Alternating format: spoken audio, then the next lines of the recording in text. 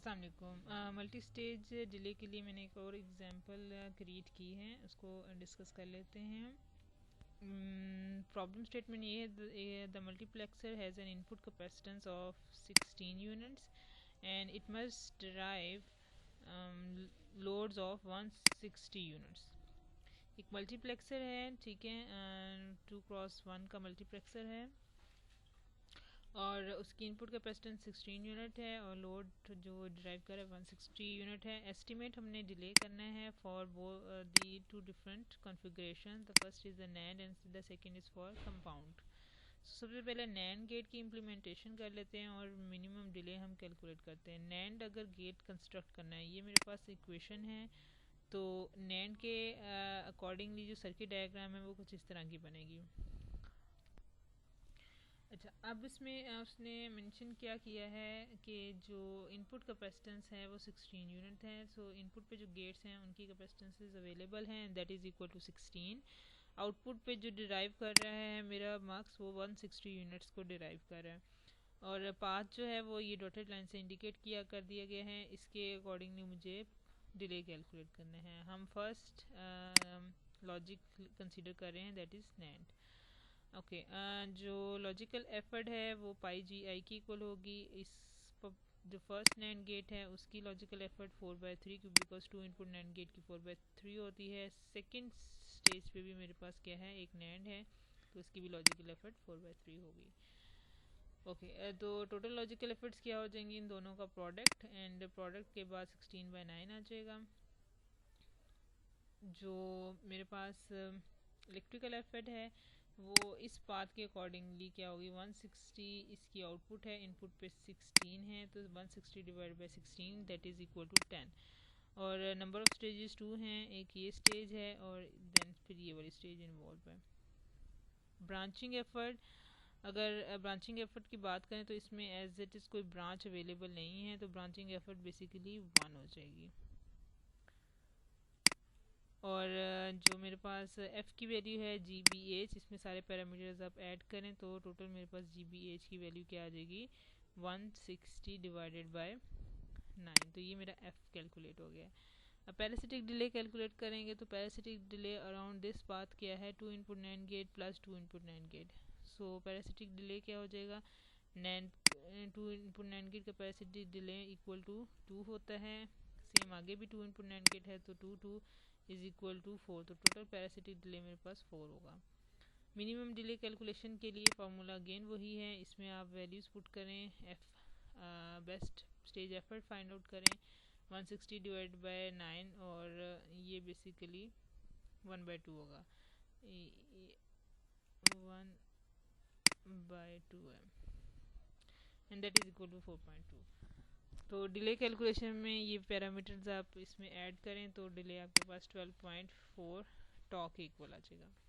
ये काम आपने किए हैं फॉर नैंड गेट इम्प्लीमेंटेशन। अब इसी को आप कंपाउंड लॉजिक के साथ करेंगे। यही मेरे पास इक्वेशन है और कंपाउंड लॉजिक में अगर बात करें तो सर्किट की डायग्राम कुछ इस तरह की बनेगी। एंड गेट है, ठीक हो गया, और देन आपस में और हो रहे हैं, ठीक है, और देन अगेन आगे एक इन्वर्टर ऐड किया गया है क्योंकि ये मुझे विदाउट इन्वर्टर एक वैल्यू प्रोवाइड कर रहा है ना, तो मुझे आगे एक इन्वर्टर ऐड करना पड़ेगा। सो फॉर दिस एक मुझे इन्वर्टर ऐड करना है। यहाँ मैंने बबल एक ऐड किया, तो ये बेसिकली इस इन्वर्टर को मल्टी स्टेज बनाने के लिए मैंने इन्वर्टर जब ऐड किया तो यहाँ बबल इसलिए लगाऊंगी क्योंकि ये जब बबल इसके साथ इंसर्ट हो जाएगा तो ये इसके इफेक्ट को ज़ीरो कर देगा।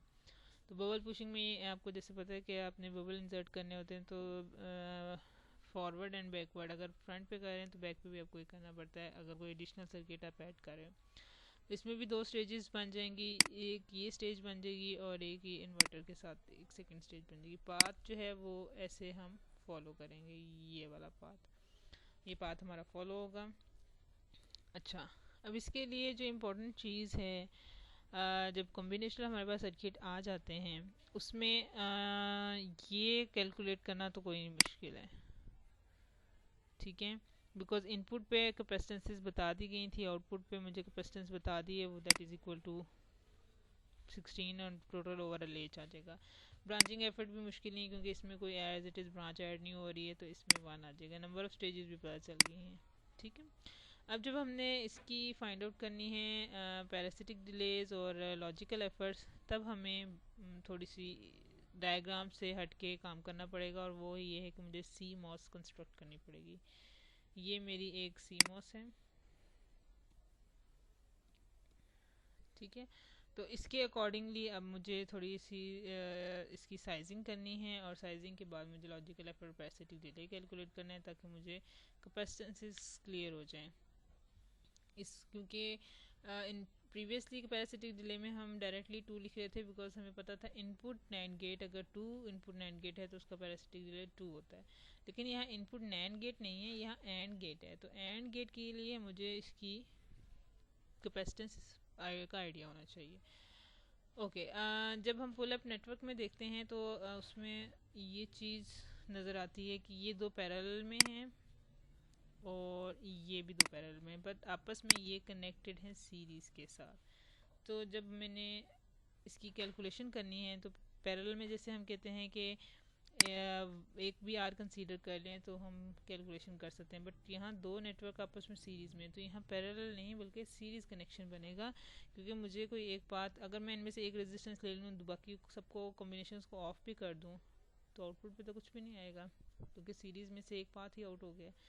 तो या तो D1 की थ्रू मैं रेजिस्टेंस कैलकुलेट कर लूँ, या फिर S कॉम्प्लीमेंट और S के थ्रू मैं अपना सर्किट कंप्लीट कर लूँ, ठीक है। It's up to you. दोनों को सीरीज़ में ऐड करेंगे, दोनों की रेजिस्टेंस ऐड हो जाएगी, और जब ऐड होंगी तो 2R के इक्वल होगी। तो साइज़ हम कैसे कैलकुलेट करते हैं, पुल अप नेटवर्क में साइज़ 2 होता है, तो इस कोफिशिएंट को इससे मल्टीप्लाई करेंगे, ये हम ऑलरेडी कर चुके हैं, तो साइज़ आ जाएगा।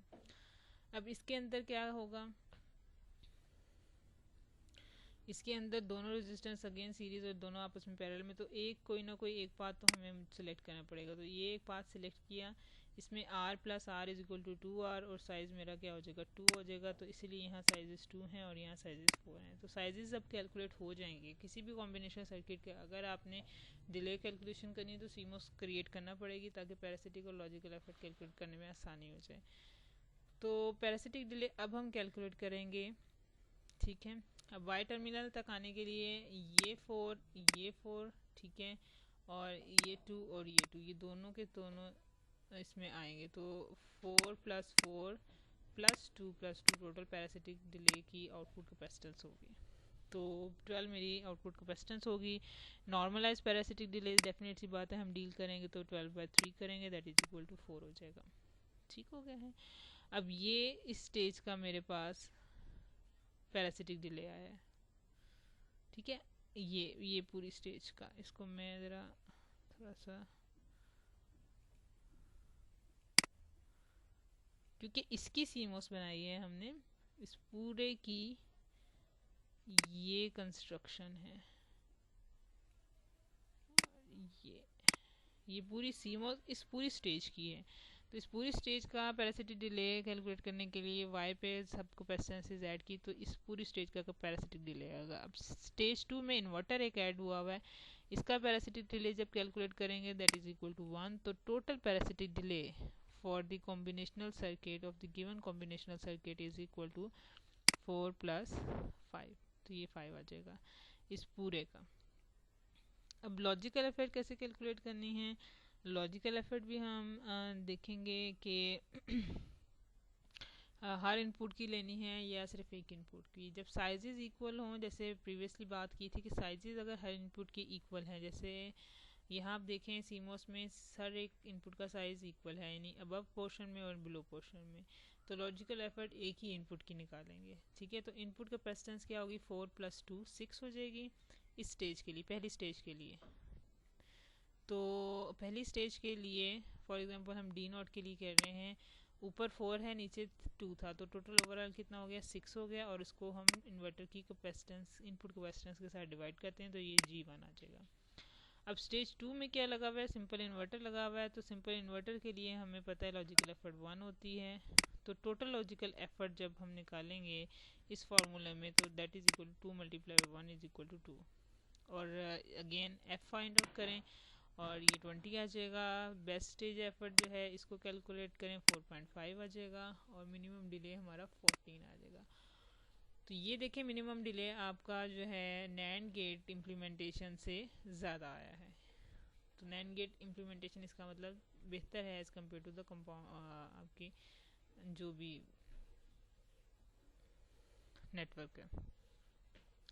अब अगला स्टेप क्या करना है, जो लास्ट पे है, annotate your design with the transistor size. Transistor sizing का काम मैं ऑलरेडी आपको बता चुकी हूँ नैंड में कैसे करना है, और हमने फिर कंपाउंड लॉजिक जो हमने प्रीवियसली किया है उसको पे कैसे करना है। फार्मूला वही है हमारे पास, C in is equal to g i C out by f के इक्वल, ठीक है।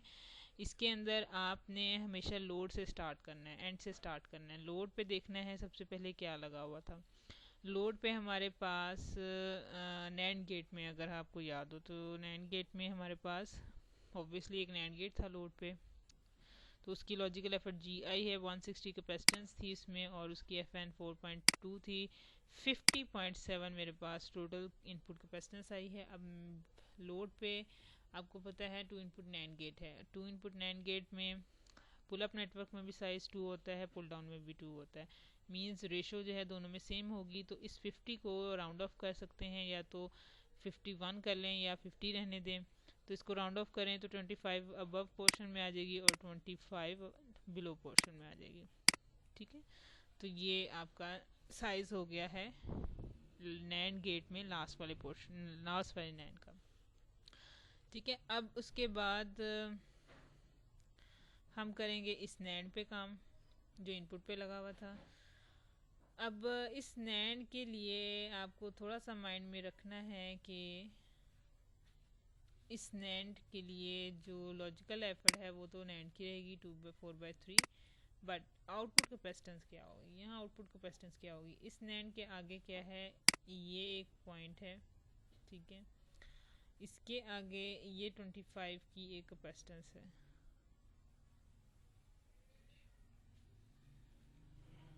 सॉरी 50 की कैपेसिटेंस है ना, 25 प्लस 50 वो तो हमने ऊपर डिस्ट्रीब्यूट किए 50 की, यानी कि अगर मैं इसका सर्किट थोड़ा सा ऊपर करती हूँ ये, तो मेरे पास इसकी जो कैपेसिटेंस आई वो कितनी आई है, 50 है, टोटल 50 आई है, वो तो हमने ऊपर नीचे डिस्ट्रीब्यूट किया। तो इस नैंड के लिए आउटपुट अब 160 नहीं रहेगा बल्कि ये 50 बनेगा, क्योंकि इसकी आउटपुट पे ये वाला नैंड कनेक्ट है। तो इसीलिए जब हम इसकी साइजिंग कैलकुलेट करेंगे तो हम यहाँ पर 25 प्लस 25 50 को लिखेंगे एज कम्पेयर टू द 160। तो टोटल ओवरऑल 15.8 आएगी, that is equal to 16 consider करेंगे राउंड ऑफ करके। अगेन 2 इनपुट नैंड गेट में जो एक्चुअल साइज की रेशो है वो अबव एंड बिलो दोनों नेटवर्क्स में सेम रहती है, 2:2 रहती है, तो रेशो क्या होगी 2/2 1 रहेगी। इसीलिए हम इस 16 को भी दोनों में इक्वली डिवाइड करेंगे। जो प्रीवियस मेरा लिंक था जिसमें मैंने आपको मल्टी स्टेज एग्जाम्पल में साइजिंग बताई थी, उसमें अगर तो अपर एंड बिलो जैसे कि नॉर गेट होता है उसमें अपर में 4 नीचे बिलो में 1 होती है, तो उसमें रेशो क्या होती है, चेंज हो जाती है। तो जो भी साइज़ कैलकुलेट करेंगे इनपुट कैपेसिटेंस का उसको हम एक्चुअल की साइजिंग के साथ मैप करेंगे। So this is for another example.